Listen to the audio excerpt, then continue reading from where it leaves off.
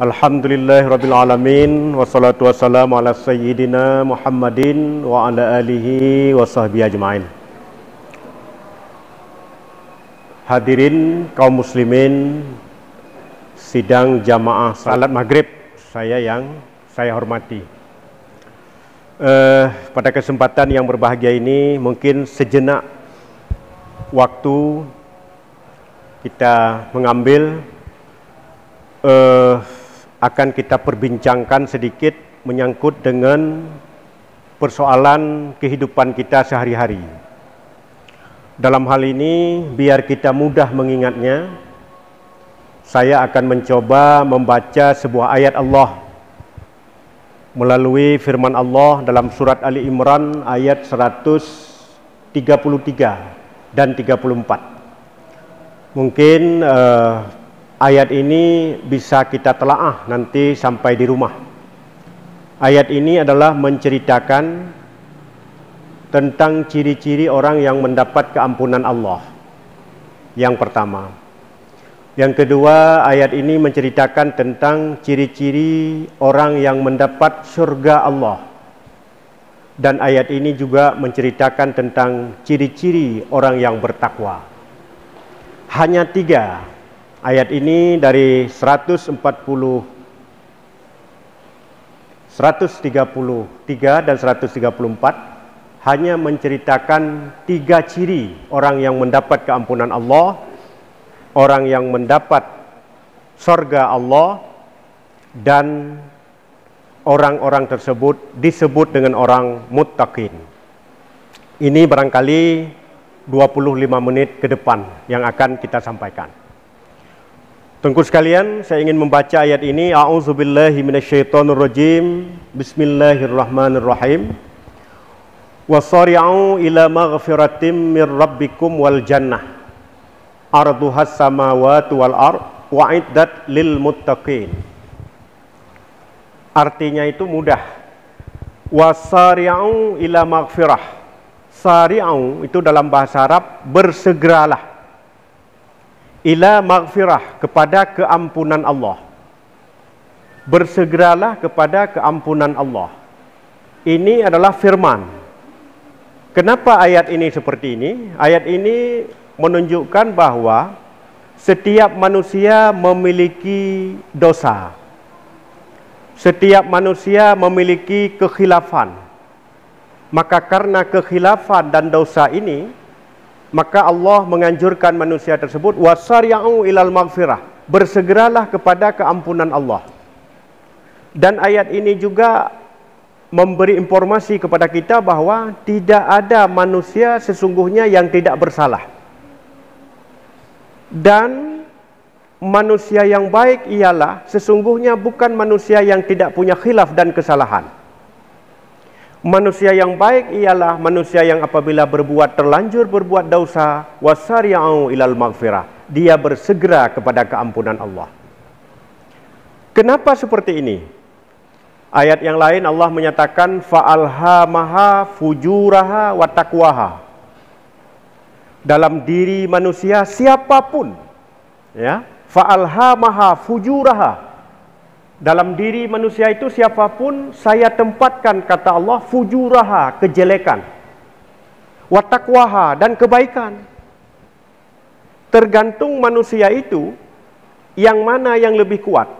Kalau kejelekannya lebih kuat, maka kebaikannya lenyap, menjelmalah dia seperti binatang. Kalau kejelekannya kebaikannya naik, maka kejelekannya ditiadakan, maka menjelmalah manusia itu seperti malaikat.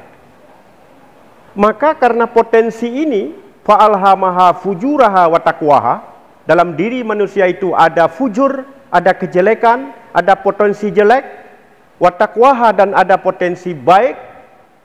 Disinilah letak kesalahannya manusia. Artinya ada khilaf dan salah, karena pada diri manusia itu ada kejelekan yang ditempatkan Allah. Tugas kita adalah bagaimana kejelekan ini bisa terhapuskan, kebaikan bisa terus melaju, dan itu akan terus berkembang dalam diri seseorang. Dan ini tidak akan terjadi tanpa pendidikan. Maka dalam teori pendidikan itu manusia dibentuk oleh 3 hal. Pertama, heredity. Manusia itu adalah dibentuk, dijelma atas ibu bapanya. Maka ada pepatah mengatakan, bagaimana orang tuanya, begitulah anaknya. Itu mempengaruhi sampai 30% pada diri anak. Heredity, keturunan. Maka jika kamu menikahkan seseorang, lihatlah keturunannya yang baik. Kenapa? Karena keturunan itu, sikap ibu dan bapaknya itu sangat mempengaruhi perilaku anak. Buah apel akan jatuh tidak terlalu jauh dari pohonnya. Artinya apa? Artinya anak itu perilakunya, pembawaannya, karakternya beda-beda tipis. Kadang dikopi langsung oleh ayah dan ibunya. Ini faktor yang pertama, heredity. Faktor yang kedua, anak-anak itu dibentuk oleh lingkungan. Alhamdulillah. Kalau di sini dulu saya masih kecil, saya dibesarkan di Birun. Dan ini tahu saya, dulu ini paling angker dalam perspektif agamis. Artinya ya menasahnya tidak seperti ini, apa adanya, kulahnya ya seperti itu. Alhamdulillah orang Blok sekarang sudah seperti ini. Saya terharu melihatnya, ini kayak sudah seperti masjid. Dan saya juga baru ini kemari, setelah dulu waktu masih kecil, baru ini kemari. Dan saya tidak menyangka bahwa musalla ini seperti ini. Masya Allah dan Alhamdulillah sekali. Jadi manusia itu dibentuk oleh lingkungan. Kalau lingkungannya seperti ini, anak-anaknya Alhamdulillah tumbuh berkembang dengan watakwaha. Dan dia akan hilang fujuraha. Yang dilihat orang salat berjamaah, yang dilihat orang berzikir, yang dilihat orang mengaji, maka anak-anaknya itu terkopi kepadanya. Oh, seperti itu rupanya kehidupan di kita dulu. Seperti itu rupanya di lingkungan kita dahulu. Maka kemanapun yang kita pergi, itu akan selalu kita pertahankan. Bagaimana ayah dan mama kita, masyarakat kita dulu berjamaah bersama-sama, berzikir bersama-sama, menyumbang bersama-sama, membuat musalla yang sedemikian indah bersama-sama, mendengar ceramah, pengajian bersama-sama. Anak itu terkopi. Itu 30%. Heredity 30%, lingkungan 30%, 60%. 40% manusia itu adalah dibentuk oleh pendidikan. Maka anak-anak itu di samping di rumah secara heredity dia terpengaruhi oleh kita, kemudian lingkungan, kita juga kepada anak-anak itu harus kita pilih tempat-tempat pendidikan yang baik agar pertumbuhannya baik. Tanpa pendidikan tidak bisa diharapkan pertumbuhan anak. Persaingan semakin ketat, globalisasi semakin mengancam. Dulu di Blok ini, kalau ada kejadian di Blok di ujung sana, kita kadang-kadang sampai sore belum tahu. Tapi sekarang apa yang terjadi di Amerika, apa yang terjadi di Filipina, apa yang terjadi di Singapura, apa yang terjadi di Bandar Seri Begawang, Brunei Darussalam, detik itu juga kita bisa tahu di kamar kita. Tidak usah keluar rumah. Di kamar kita dengan satu alat seperti ini saja kita sudah bisa mendeteksi globalitas itu. Kenapa? Ini adalah pengetahuan. Maka hanya orang-orang yang berilmu yang bisa bersaing dalam kancah globalitas itu, baik dunia maupun akhirat. Orang-orang yang berilmulah akan tampil di depan. Bagaimana dulu ketika nepotisme dan KKN di negeri ini merajalela, anak camat jadi camat, anak bupati jadi bupati, anak danramil jadi danramil, anak kapolsek jadi kapolsek. Tapi itu dihantam oleh globalitas. Yang terjadi apa sekarang? Anak petani jadi gubernur, tukang ojek jadi menteri pendidikan, orang-orang yang dulunya bekerja di sawah dan sebagainya naik menjadi bupati. Globalitas. Maka sekarang adalah yang terjadi adalah peperangan ilmu pengetahuan. Maka anak-anak kita tidak butuh kita tinggalin rumah 6-7 unit. Anak-anak kita tidak butuh harta yang banyak. Itu akan habis dibagi-bagi hanya selepas 7 hari kita meninggal. Tapi harta yang paling berharga yang kita simpan adalah pada diri anak itu, ilmu pengetahuan. Dengan ilmu pengetahuan itu, harta yang tidak kita tinggalkan dia bisa raih. Dengan ilmu pengetahuan, dengan akhlakul karimah, jabatan itu bisa dia dapatkan. dengan akhlakul karimah, dia hidup bisa tenang dan nyaman, didopeng oleh ilmu pengetahuan. Tanpa itu, ini akan sangat sulit menghadapi globalitas. Oleh karena itu, tuku-tuku sekalian, ibu-ibu bapak sekalian, oleh karena itu, manusia dibentuk oleh 3 hal. Dalam diri manusia ada 2 potensi, jahat dan jelek, ya, jahat dan baik, fujuraha wa taqwaha. Bahkan Allah dalam ayat itu mengedepankan fujur, fa'alhamaha fujuraha, jelek dulu, wa taqwaha baru baik. Bukan fa'alhamaha wa taqwaha fujuraha, bukan. Fa'alhamaha fujuraha wa taqwaha. Artinya apa? Fujur ini, kejelekan ini tanpa belajar dia bisa. Artinya apa? Artinya anak-anak jika kita lepaskan begitu saja, dia akan jelek ini tumbuh dengan sendirinya.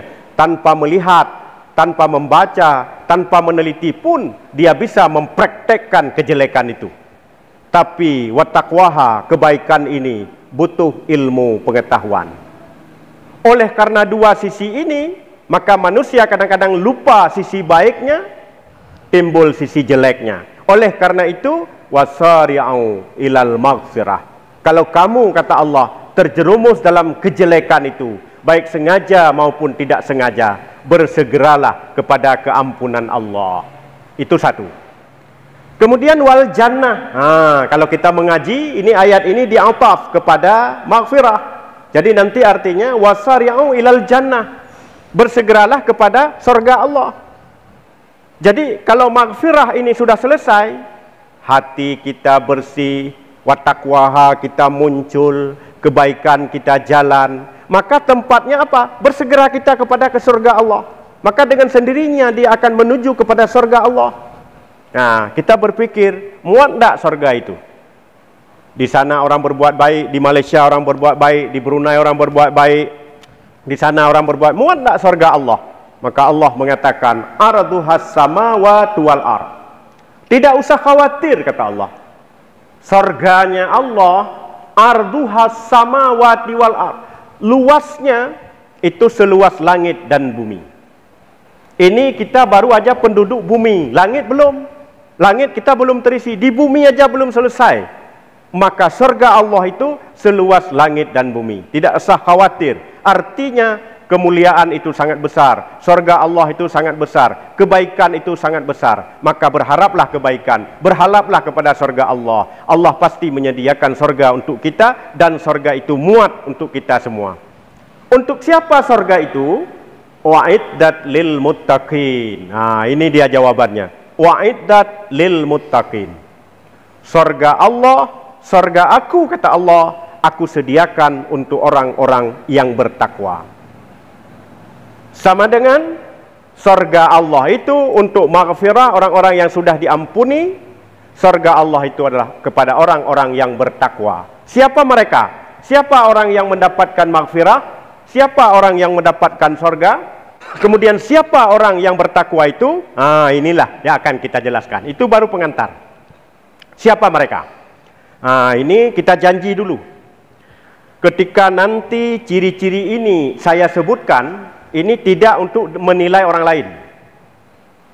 Jangan nanti ditunjuk kepada temannya. Itu bapak, itu bukan saya. Itu pasti kamu, bukan saya. Itu jangan. Itu introspeksi diri kepada kita saja. Mudah-mudahan yang di depan saya pada malam ini masuk ketiga-tiganya, atau setidaknya ada salah satunya. Tapi saya yakin bahwa kita semua ini ada tiga-tiganya. Mudah saja. Nanti bisa dibuka sampai di rumah ayatnya. Siapa yang pertama? Tadi a'uddat lil muttaqin, surga itu disediakan bagi orang yang bertakwa. Sama dengan orang yang bertakwa yang mendapat surga dan keampunan Allah itu siapa? Pertama, allazina yunfiquna fis sarra'i wad dharra. Nah, ini yang pertama. Allazina yunfiquna fis sarra'i wad dharra. Allazina yunfiquna, allazi orang-orang. Nah, itu artinya. Yunfiquna yang suka berinfak. Fisarra iwazarra, baik ketika susah maupun di waktu senang. Ini kunci ahli surga.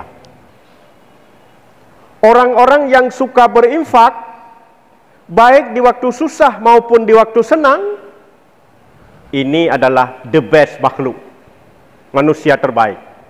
Dan inilah ahli sorga. Kita kadang-kadang terjebak waktu susah ingin bersedekah.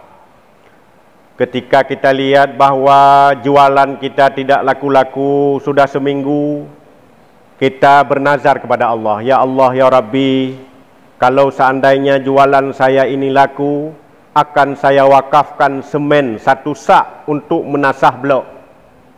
Kenapa? Karena susah, nggak laku-laku. Jadi itu fi zarra, waktu susah. Ada yang bersedekah di waktu senang.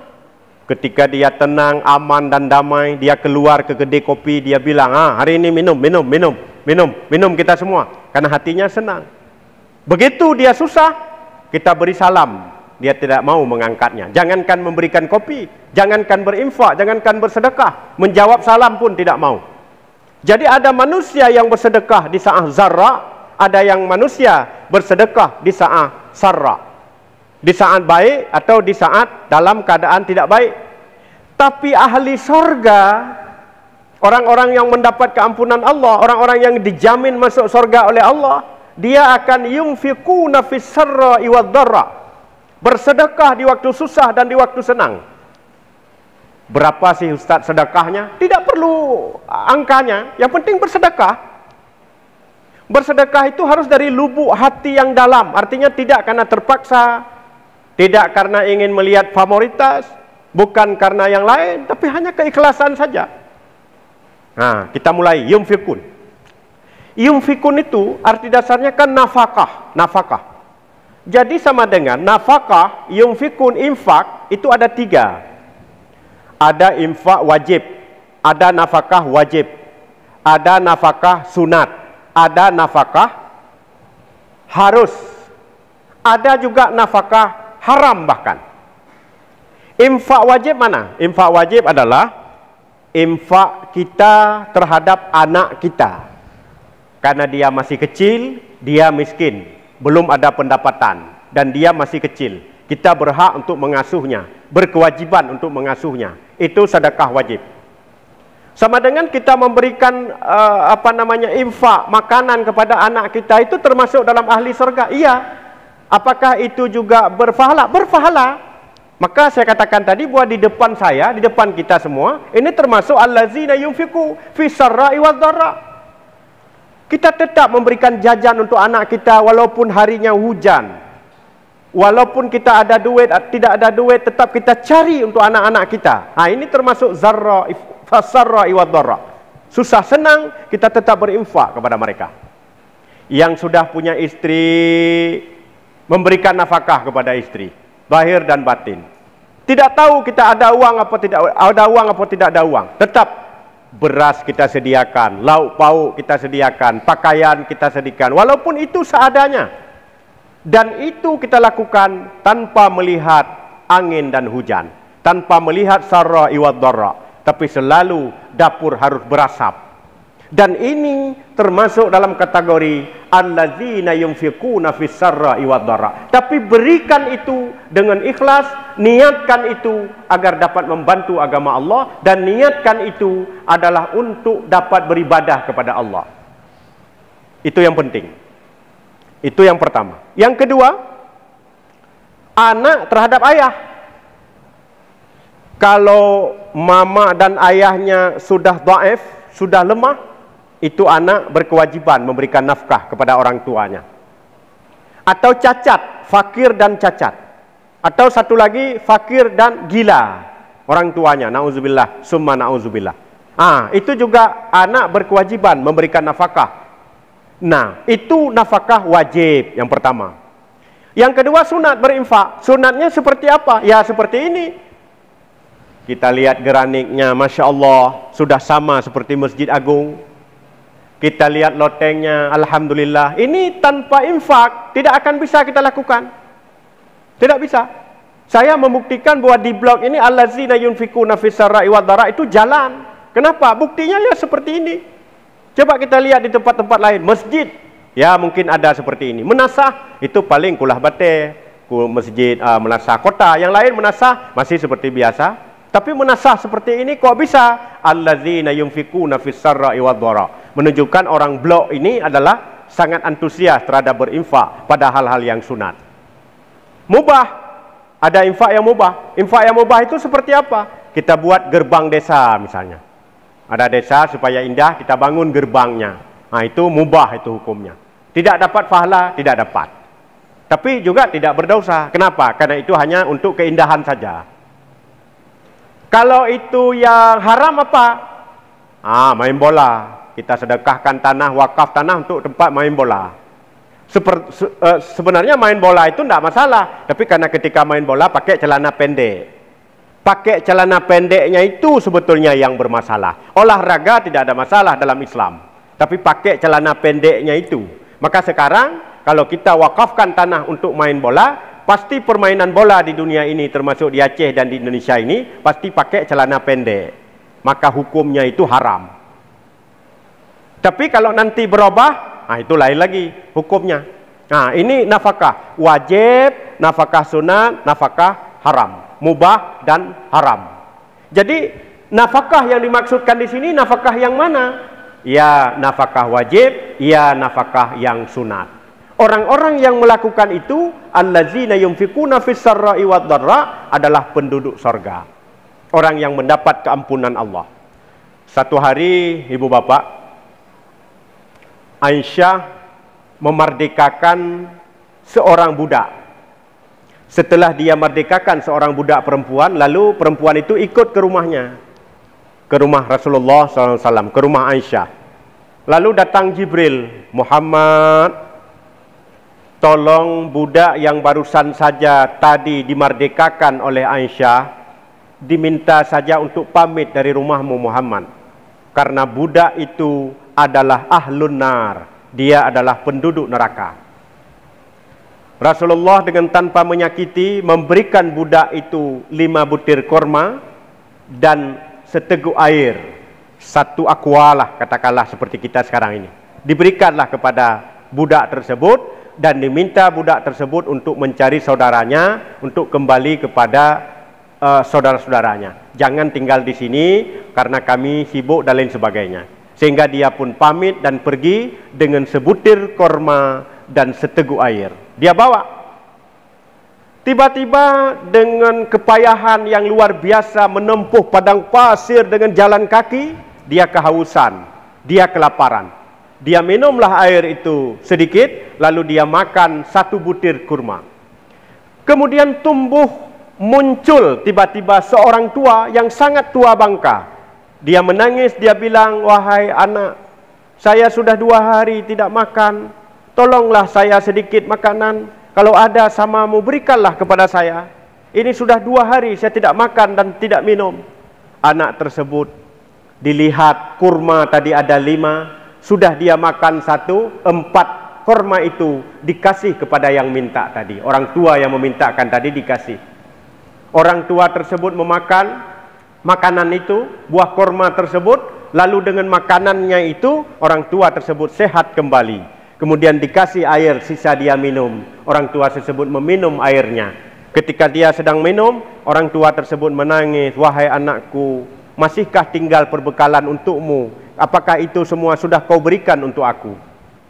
Dia menjawab, tidak apa-apa nenek, saya sudah makan tadi 1, saya juga telah minum tadi seteguk air. Sisa aku minum itulah yang aku persembahkan untukmu. Kemudian juga ada 3 korma ini yang aku berikan untukmu, supaya kita sama-sama bisa hidup. Nenek tersebut menangis, menanyakan kemudian hal ikhwal anak tersebut. Tiba-tiba datang Jibril kepada Muhammad. Ya Rasulullah, carilah budak tadi. Budak tadi adalah yang aku katakan ahli neraka. Rupanya Allah sudah menegurku dan untuk menyampaikan kepadamu, anak tersebut adalah penduduk sorga. Jemputlah dia, bawalah dia ke rumahmu. Rasulullah bertanya, kenapa seperti ini kejadiannya? Jibril menjawab, dia tadi telah bersedekah 3 butir kurma untuk orang yang sangat membutuhkan. Dia menahan dirinya lapar, tapi demi bersedekah dengan 3-4 butir kurma tadi. Juga dia telah berikan air, sisa air yang kamu berikan tadi, wahai Muhammad, sisanya telah disedekahkan semuanya. Sehingga dia dengan sedekah itu, dia dulu oleh Allah sudah dicap sebagai penduduk neraka. Allah mengangkat dia dan Allah mengembalikan dia menjadi penduduk sorga. Allahu Akbar. Hanya dengan 4 butir kurma, allazina yunfikuna, orang yang berinfak di saat orang sangat membutuhkan, dia dari ahli sorga, daripada ahli neraka, bisa menukar statusnya, bisa menjadi ahli sorga, akibat daripada yunfikun, dia bersedekah. Tengku sekalian, satu lagi saya ingin sampaikan. Satu hari Abdurrahman bin Auf menangis ketika Rasulullah duduk, Abu Bakar, Ali duduk, kemudian makanannya sudah dihidangkan untuk berbuka puasa. Rasulullah membaca Bismillahirrahmanirrahim lalu memakan buah kurma. Ditengok sebelah kanannya Abdurrahman bin Auf sedang menangis oleh Rasulullah. Menangis, air matanya turun. Rasulullah bertanya, wahai sahabatku Abdurrahman bin Auf, kenapa kamu menangis? Padahal kita kan sama-sama punya berbekalan untuk berbuka puasa. Sama lagi. Saya memiliki air, kamu juga ada air. Saya ada kurma, kamu juga ada kurma. Tapi kenapa kamu menangis? Abdurrahman bin Auf menjawab, ya Rasulullah, tahukah ya Rasulullah bahwa saya ini kan orang kaya. Saya saudagar yang sukses. Saya memiliki harta yang banyak. Tapi ketahuilah wahai Rasulullah, teman saya Ibnu Anas, Ibnu Umar barusan saja meninggal dunia. Di saat Rasulullah membawa saya untuk peperangan, di belakang saya ternyata teman saya meninggal, yaitu namanya Ibnu Umar. Ibnu Umar itu menurut orang kampung menceritakan ketika beliau meninggal, kain kafannya tidak cukup untuk membalut badannya. Ketika kain kafan itu ditarik untuk menutupi kaki, terbuka kepalanya. Ketika ditarik kain kafan itu untuk menutupi kepala, terbuka kakinya. Tidak cukup kain kafannya. Ya Rasulullah, bagaimana mungkin saya bisa makan seperti ini? Sedangkan saya orang kaya, saya orang yang berada, saya punya baju, saya punya kendaraan, saya juga sedikit punya uang. Teman saya meninggal seperti itu saja, saya tidak sempat dan tidak bisa bersedekah. Apa artinya kekayaan saya ini ya Rasulullah? Kenapa harta saya ini tidak berguna sedikit pun untuk agama Allah? Kenapa harta saya ini tidak sedikit pun berguna untuk teman saya? Itu untuk sahabat saya. Orang Muslim pula, paling taat pula. Kenapa ketika dia meninggal saya tidak tahu? Kenapa ketika saya meninggal saya tidak bisa memberikan sedekah kepadanya? Terpaksa dia ditanam dengan kain kafan seadanya. Ya Rasulullah, kalau seperti ini hidup saya pikir tidak ada artinya ya Rasulullah. Harta yang berlimpah kalau tidak bisa saya manfaatkan untuk agama Allah, tidak bisa saya manfaatkan untuk teman-teman saya seiman, seagama. Untuk apa harta ini ya Allah? Dia meratapi karena dia tidak bisa bersedekah. Kita kadang-kadang meratapi karena didatangkan orang-orang yang minta sedekah. Kita marah kepada orang-orang yang minta sedekah. Tapi Abdurrahman bin Auf menangis karena orang tidak minta sedekah kepadanya. Kemudian dia menangis karena dia tidak sempat bersedekah kepada temannya yang terpaksa dan terlanjur ditanam dengan tanpa kain kafan yang sesuai dan menutupi aurat-auratnya. Kenapa begitu? Dia tahu bahwa di alam kuburnya nanti yang dapat menolongnya salah satunya adalah hanya sedekah jariyah. Yang lain yang sudah kita makan habis. Yang kita tinggalkan akan dibagikan oleh ahli waris. Dan itu pun kalau baik-baik alhamdulillah. Tapi kalau di belakang kita dia bertengkar karena harta itu, bertambah azab kita di kuburan. Yang mana juga yang harta kita, yang kita wakafkan, yang kita sedekahkan. Maka satu hari seorang wartawan tanya kepada seorang kaya, ditanya, "Pak, hartamu berapa?" 10 juta katanya. "Anakmu berapa?" 1. "Ah, jangan berbohong, Pak. Saya tahu hartamu bukan 10 juta. Kalau kamu tahu kenapa tanya?" "Ya, saya tanya. Saya ingin melihat Bapak jujur apa tidak." "Ah, berarti saya jujur. Yang kamu tahu itu mungkin yang tidak jujur." "Kenapa begitu, Pak?" "Saya sudah pikir-pikir. Harta saya memang triliunan. Saya sudah pikir-pikir, harta saya memang miliaran. Tapi harta itu apalah artinya? Kalau saya semacam ini sekarang sudah stroke dan sakit, yang terbayang hanya 10 juta yang saya berikan dulu ke tempat untuk orang beribadah. Cuma itu yang terlihat oleh kepala saya. Hanya 10 juta. Triliunan harta saya itu adalah sedang diperkarakan oleh anak-anak saya, sedang diperkarakan oleh menantu saya, sedang diperkarakan oleh masyarakat saya, sedang diperdebatkan oleh ahli waris saya. Cuma 10 juta itu yang tertinggal, yang terbayang oleh saya.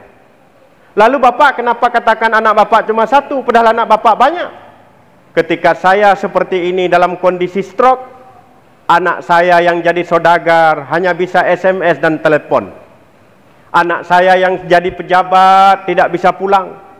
Ternyata anak saya yang selama ini hanya belajar agama, belajar Quran, juga belajar ilmu umum, rupanya hanya dia yang selalu membaca Yasin di depan saya, memijat saya tiap hari, menasihati saya setiap saat. Ternyata saya sudah menekolahkan anak saya yang berpuluhan miliar habis, ternyata itu tidak ada manfaat untuk saya. Hanya anak ini yang 20 juta saja, baru habis uang saya untuknya. Ternyata ini yang sangat bermanfaat bagi saya. Maka anak saya yang sebenarnya adalah cuma satu. Yang lain barangkali itu juga anak saya, tapi tidak tahu saya bermanfaat apa tidak untuk saya. Maka itulah ketika kita meninggal, yang bermanfaat itu hanya anak yang saleh yang kita tinggalkan waktu di dunia. Yang kedua adalah sedekah jariah. Maka untuk apa harta itu kita tumpuk-tumpuk? Tidak ada manfaat untuk ilmu pengetahuan dan agama untuk anak kita. Tidak ada manfaat untuk kebaikan bersama. Untuk apa harta itu kita tumpuk-tumpuk? Dan itulah yang akan menjeratkan kita nanti di yaumil mahsyar. Maka allazina yunfiquna fis sarra'i wad dharra, orang yang bersedekah di saat senang dan susah. Ini kata Allah, itu wahai Jibril, tulis itu adalah penduduk sorga. Satu baru. Jam berapa Isya? Sudah Isya? Belum Belum. Baik, saya lanjutkan. Yang kedua, ini hanya 3 saja. Ahli sorga itu wal qadiminal ghaid, wal kaziminal ghaidha, wal qadiminal ghaid. Apa itu wal qadiminal ghaid? Wal qadiminal ghaid artinya adalah orang-orang yang mampu menahan amarah. Ini penduduk sorga yang kedua. Mudah saja. Orang yang mampu menahan emosi. Kenapa orang emosi itu bukan penduduk sorga? Emosi itu syaitan. Bagaimana mungkin syaitan penduduk sorga? Oleh karena demikian, orang yang bisa mengendalikan emosi, orang yang tidak emosi, ini penduduk sorga. Maka Anda tahu sendiri, kalau Anda emosinya meluap-luap, tidak jelas, penduduk neraka. Kalau Anda emosinya memang bisa ditahan, bisa dikendalikan, penduduk sorga. Kalau selama ini emosinya terluap-luap, ke depan tidak boleh lagi, itu adalah penduduk neraka. Emosi dalam berbagai perspektif itu tetap membawaki kepada kejelekan. Maka orang yang mempertahankan emosi, dia rugi. Rugi yang pertama apa? Pertama, orang yang menurutkan emosi, yang pertama ruginya, emosi adalah itu penyakit. Penyakit. Orang-orang yang kelihatan cantik dengan emosinya bisa tua seketika. Orang-orang yang sehat dengan emosi bisa sakit seketika. Orang yang darahnya darah tinggi, kemudian dia emosi, stroke. Tidak terkendali darahnya, stroke. Maka untuk biar hidup ini nyaman, aman, enjoy, caranya bagaimana? Kendalikan emosi. Maka Rasulullah mengatakan ketika Anda emosi, silakan berwudu. Ketika berwudu kita akan dingin, setan lari, emosi kita selesai. Dan emosi itu tidak ada yang baik. Kalau seandainya emosi itu baik, sungguh Rasulullah sudah emosi. Tapi ketika Rasulullah dikatakan Abu Lahab seperti ini, enggak apa-apa, mudahan nanti beriman. Tidak ada emosi. Karena jika pun Rasulullah emosi, itu kan tidak menyelesaikan masalah. Ketika terjadi perlawanan orang yang emosi dengan orang yang tidak emosi, orang emosi terlalu kalah. orang yang tidak emosi, orang yang bisa mengatur emosionalnya, orang tersebut selalu menang dalam berbagai perspektif. Dalam Al-Quran dikatakan, seandainya kamu wahai Rasulullah ya tidak berbaik-baik dengan mereka, sungguh mereka akan lari kepadamu. Tapi kenapa mereka mendekatmu, sahabat-sahabat baik kepadamu, orang-orang Yahudi yang tidak Islam itu juga senang kepadamu? Karena akhlakul karimahmu yang luar biasa. Maka orang-orang yang bisa menghapus emosi, bisa mengatur emosi, wal qadiminal ghaid, bisa mengatur emosi itu, maka dia adalah ahli sorga. Satu hari, tengku sekalian, Sayyidina Ali melakukan perang Khandak. Ketika musuh itu mau ditebas oleh musuh, Sayyidina Ali menangkis, kemudian musuh itu dimasukkan ke dalam ketiaknya, diputar hampir mati. Ketika mau diceblos musuhnya itu meludahi air ludah kepada muka wajah Sayyidina Ali. Ketika air ludah itu dilontarkan kepada Sayyidina Ali ke wajah, dilemparkan ke wajah Sayyidina Ali sebenarnya musuh itu mau diceblos mati, tapi tidak jadi, dilepas. Musuh itu bertanya, kenapa begitu ya Ali? Padahal kamu sedikit lagi nyawa saya berakhir tadi, kenapa begitu? Saya tidak mau membunuhmu dalam keadaan emosi. Saya hanya ingin membunuhmu karena Allah. Saya ingin membunuhmu karena musuh Allah, bukan karena emosi. Kalau saya membunuhmu karena saya emosi, berarti saya bukan sahabat Nabi. Dan ini tidak diperintahkan. Karena saya emosi, maka saya lepaskan. Berbeda dengan kita. Kalau kita tengah tenang-tenang, biasa-biasa, begitu dilemparkan, kita akan segera membalas. Padahal itu nafsu dan emosi. Inilah yang harus kita pertimbangkan. Wal qadiminal ghaid, menahan, mengatur emosi. Ini adalah merupakan penduduk surga. Mudah-mudahan ini dapat kita lanjutkan pada kali yang lain. Ini barangkali 2 ini yang telah kita sampaikan, mudah-mudahan kita memilikinya. Yang terakhir ini saya tidak jelaskan lagi, tapi yang terakhir adalah wal afina anin nas, orang yang mampu memaafkan orang lain, sering memaafkan orang lain, dan mampu memaafkan orang lain. Ini adalah penduduk surga. Mudah-mudahan di depan saya pada malam ini, semua kita termasuk orang yang berinfak, termasuk orang yang mampu menahan emosi, termasuk orang yang mampu memaafkan orang lain. Meminta maaf itu baik, tapi memaafkan tanpa minta maaf itu jauh lebih agung dan itu jauh lebih baik. Mudah-mudahan semua kita pada malam ini dikaruniakan oleh Allah ketiga-tiga ini, dan insya Allah kita mendapat surga Allah. Demikian, terima kasih kepada panitia, kepada kita semua yang berhadir. Barakallahu li wa lakum fil Qur'anil azim. Terima kasih. Wassalamualaikum warahmatullahi wabarakatuh.